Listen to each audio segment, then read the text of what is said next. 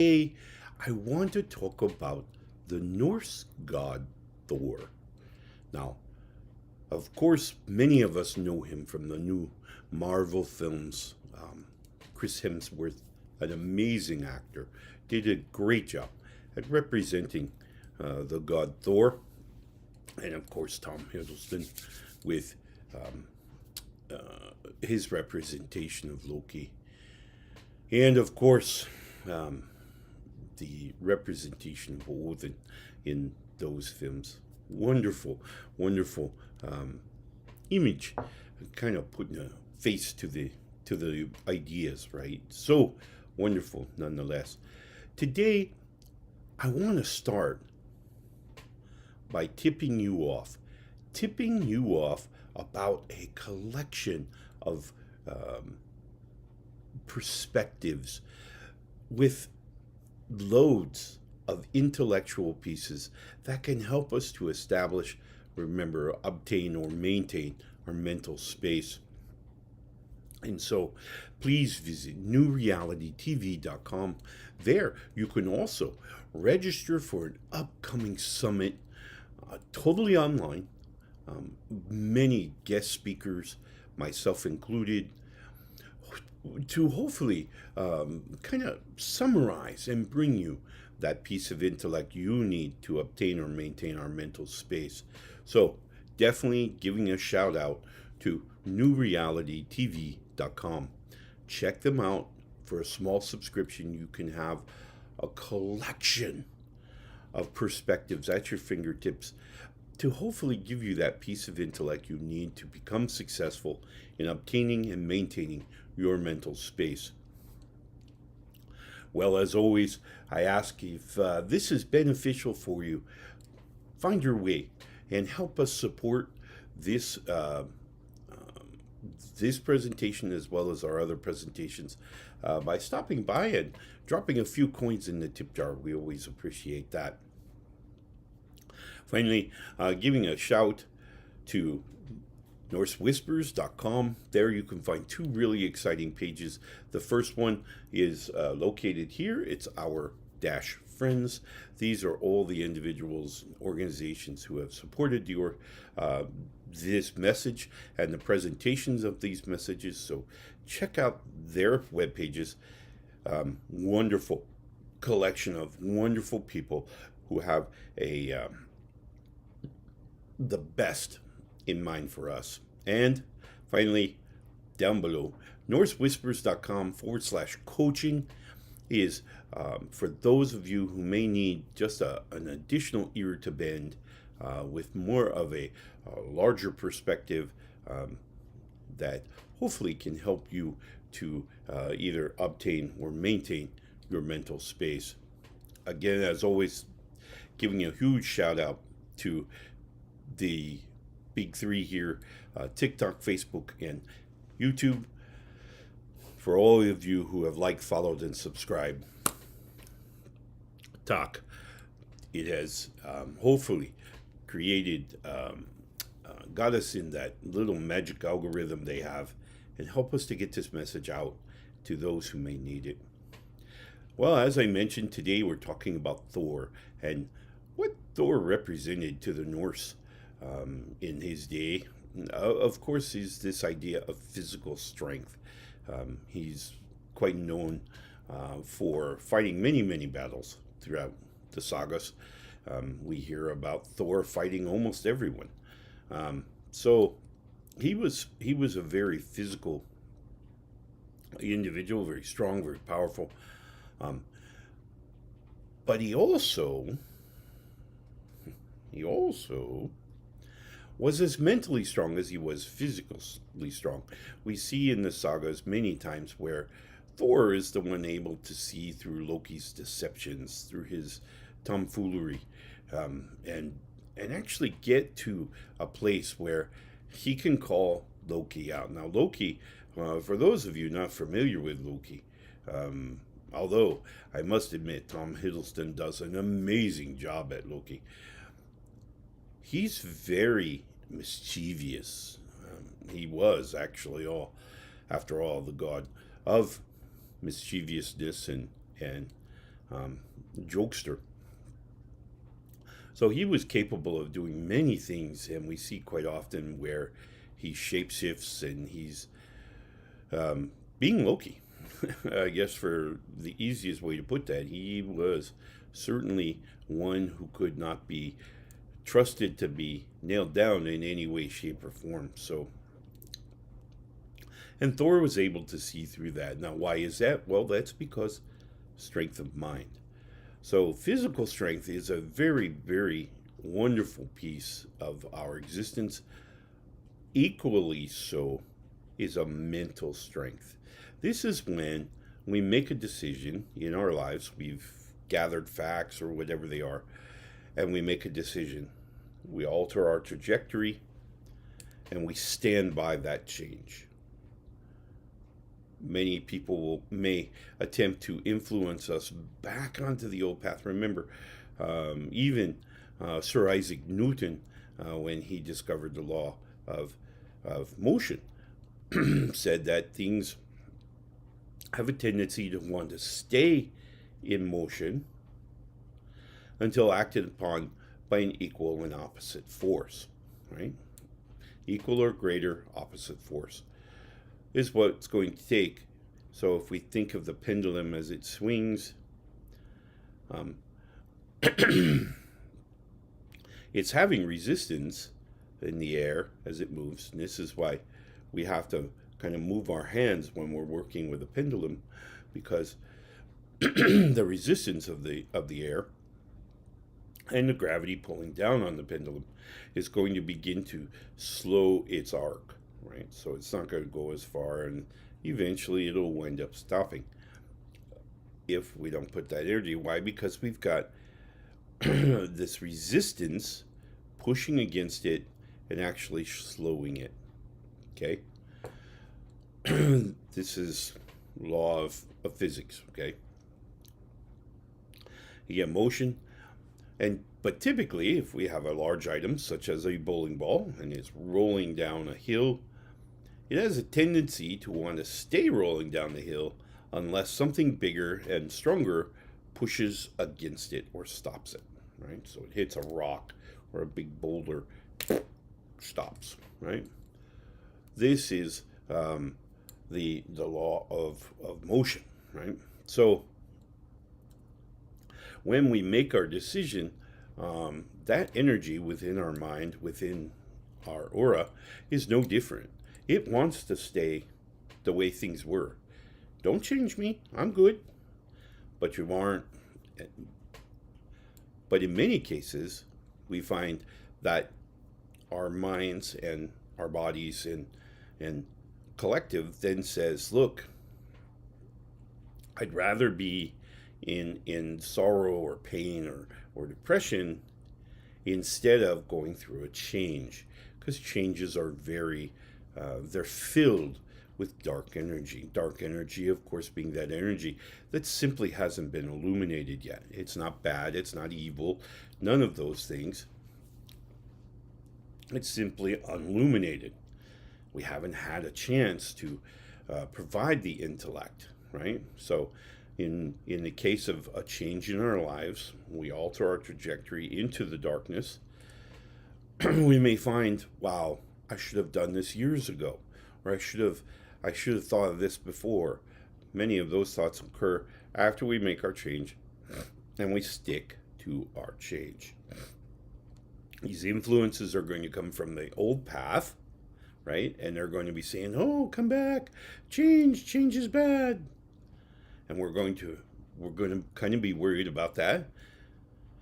But when we use our mental strength to hold the new course through this change, through this dark energy, we are going to come out the other side a much better, prepared, and much happier individual.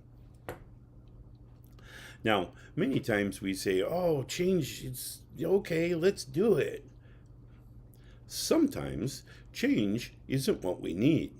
We need to reevaluate where we are. Many times we think, oh, it's going to be so much better once I can break this habit, some habit, drinking, whatever. Once I break that habit, then my life will be much better. Maybe, but if we don't address the source of the issue as we make our turn, this persistent issue is going to follow us, and it may make our change worse. We may move from into the fire, out of the frying pan into the fire. So we must be cognizant of these things. Why are we changing? If we don't have a solid reason, then chances are we can't maintain our strength through the change. Okay? And so that's where we're going to wind up with these, things we start, we don't finish, or things we change and we go, whoa, I didn't want that. That's not what I wanted. Well, in fact, you just changed the wrong thing. And these persistent, unwanted energies kind of trail along with us. Not good. So, using meditation, there are so many individuals here on newrealitytv.com who offer meditation, not to mention just flat meditation, television shows and recordings where we can just kind of recenter ourselves and discover what it is at the core of our struggles that needs to be changed. And then once we identify that, we make the change, we stick to the change. Okay? So that's really where this mental strength comes in. I tell people all the time, and I say, that's just energy you need to deny. And they say, well, that's easier. It's easy for you. I don't have this mental strength to continue to deny a certain energy. And I'm here to tell you that you do. You just don't have faith in yourself. You don't have the trust. So what you need to work at doing is small things. Don't try to tackle Mount Everest the first time out of the gate. Maybe we should start with the hill in the backyard. Start with that hill. Then we work up to a bigger hill, and then a bigger hill, and a bigger hill. And each victory, we're going to gain this confidence that's going to allow us, or strength that's going to allow us to continue to make these changes as we feel driven to do. All right. So remember, we're not leading with this. We're leading with this. Right? Our heart is going to tell us where we should be. If we're true to ourselves, remember the analogy of the well, right? And we're looking down and the beautiful rocks at the bottom there. We can see those values coming through, and we can see those values in our lives. This means that the well is clear, and we can see those rocks clearly. Their beauty is shining out through the well and providing us with the light that we need. Being able to see that, see our intrinsic values, what makes us us, when we can see that in of itself provides us with a collection with some energy that we can then use to strengthen our mind to deny energy and to hold our changes, to hold our courses, right?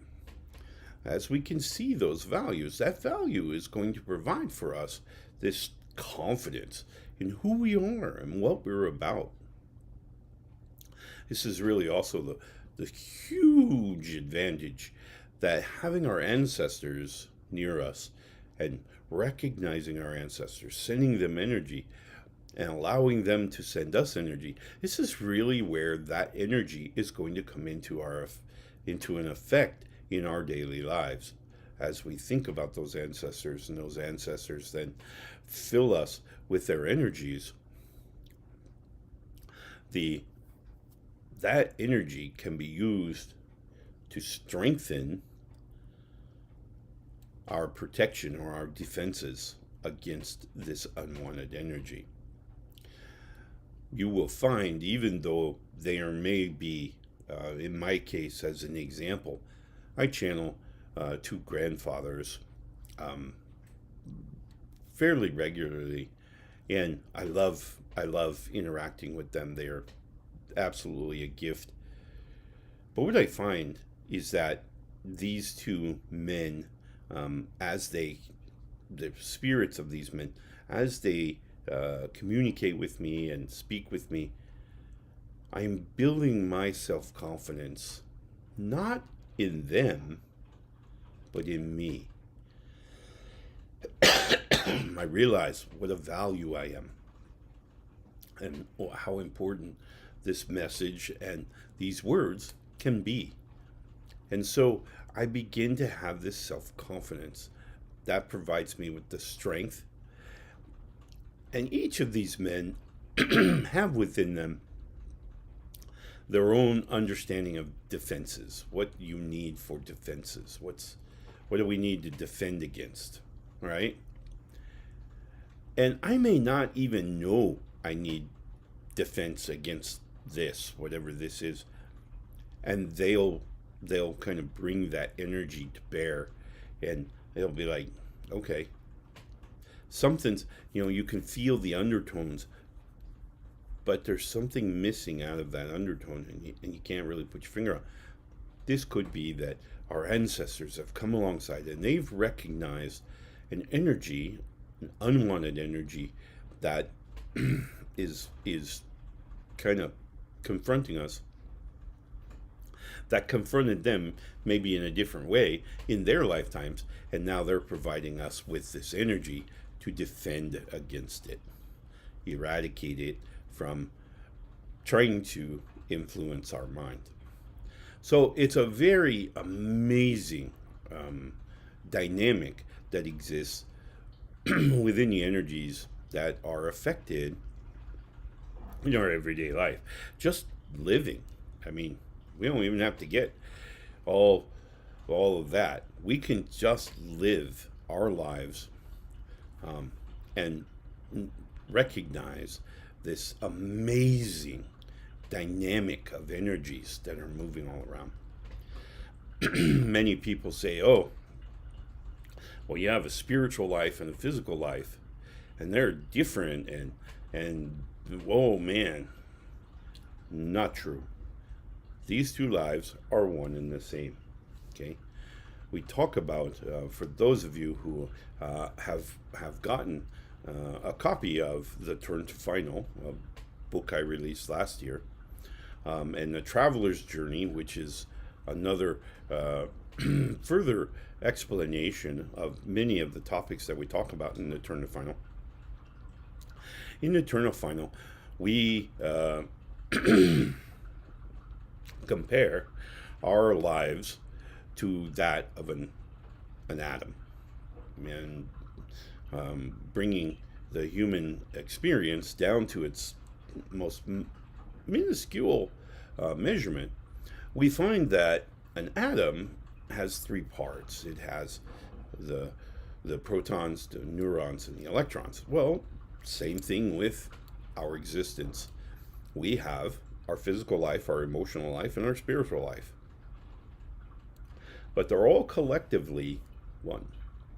So all three of these three pieces are all occupying the same time and space. I know, right? Didn't think you were having a physics lessons this morning. So, in much the same way, our physical, our emotional, and our spiritual lives all occupy the same space and time. So, when we are doing our chores every day, or we're driving to work, or we're doing whatever, we're both physical, and tied to physical is the emotional life. So they're kind of together. And then we have the spiritual life, which wraps around it. All right. So all three of these exist, like I said, at the same time and space. Super cool to understand that your spiritual journey through this physical lifetime is no different than what you recognize as your physical lifetime. When we are doing things that may not make us too proud, when we are doing things that one would think has no glory in it, all of these things are part of our physical life. We have to clean up the dog mess. We have to take out the trash. We have to do the dishes. We have to vacuum the floor. We have to do all of these things to maintain a clean house. And those things are as much of our spiritual journey as meditation is. They're all one and the same. Okay? They're all part of our existence. They provide for us this emotional interaction and the ability and openness to moving the energies of the universe, whether those energies be created intrinsically or whether those energies be created extrinsically. Either one. We're kind of managing them. We're moving some in, we're moving some out, we're shifting them around when they're in. So all of these things are all part of our spiritual and our physical lives. Now, I said that the emotional was kind of connected to the physical, and this is represented as well in the atomic structure when we see the protons and the neurons that are bonded together to refer to as the nucleus. So the nucleus is our physical and our emotional lives. They're one and the same, but they have a very different part or different role to play in our growth, in our expansion of consciousness, connecting the spiritual brain to the physical one, and vice versa. So all these are parts. Now, back to Thor. One of the things that we have to remember about Thor is even though he possessed many things that I wish I had, a big hammer, some goats that you could eat and then would be okay for the morning so you could continue your ride. All of these things were really exciting. But think of them more, instead of thinking them as maybe a literal thing, think of them more as a metaphorical perspective, in that Thor possessed the mental ability to handle the situations in front of him. So when he was traveling for a whole day or beyond, we find Thor stopping and resting, slaying his goats, preparing them, eating them, saving the bones, the structure, the foundation, the wall, the actual bone structure of these goats, so that they could be kind of rejuvenated overnight. And as long as he had all the bones, the goats would kind of rematerialize. And then he could continue to travel. This is simply a metaphor for learning how to take care of oneself, one's needs in the moment. Right? So hunger dictated that he ate the goats. Travel tomorrow meant that the goats rejuvenated and away they went. This is taking care of the here and now, right? So doing what needs to be done to make this work, right? Now, so there's a lot to be learned from the sagas, but we need to make sure as we study and read them that we apply the right context to our lives, how they work, how they fit into our lives, not trying to fit our lives into those beliefs. Right? So today we're talking about strength, and we're talking about both the physical strength, but more importantly, I think, or maybe just as importantly, is our mental strength, our mental abilities. This is the same abilities that we find athletes, elite athletes, able to just concentrate and focus their minds, maybe to continue to train through pain or through these plateaus that we have in our performance. Continue to just press hard and train to reach that level of performance. The same thing, they have a strength of mind, right? And so that's what we're really going for here. We're really looking to obtain the same mentality that these elite athletes possess. Lock it in and stick to it. And don't let these unwanted energies sweep in and try to derail us in our thought process. So this is really what we take away from Thor today. And today being almost the end of many a work week, I'm getting ready for, of course, Friday's Day tomorrow. But, the weekend where we can rejuvenate, we can refresh, recharge our batteries. Today marks the day where we have strength. We recognize the strength within us, within our mental facilities, to then power through those changes that we want to make in our lives. And we can do it. We can do it just as easy as slicing pie. It should come very natural. And it's okay if we're struggling with some of these changes because we just haven't had the experience yet. And we will. We'll get it. Don't you worry.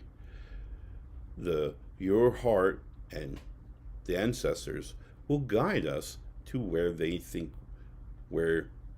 everyone agrees we need to be. So a wonderful collection of energies that are going to push you in the right direction of where you need to be. So I hope you will use this opportunity to kind of embrace that. All right, my friends. Today, Thursday, getting ready and getting through today. I hope I've given you a little bit of intellect to kind of give you that charge for today, get you going, get you running, and remember, you are in charge of your mental health. So take responsibility, take accountability, and you go after that which you want. You are the master of this. No one else. And many refer to these, other alcohol, drugs, and other things in an attempt to manage it. No, you don't need all of that. You need you.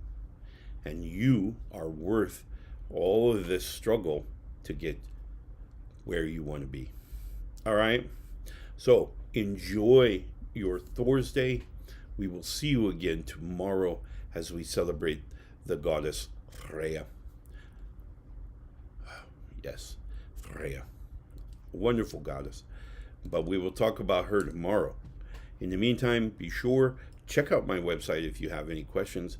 If you're looking for a life coach, by all means, stop by norsewhispers.com/coaching. And I'll be happy to strike up a conversation and we can communicate, and hopefully I can get you some intellect that'll help you. All right? All right, my friends. Love and light.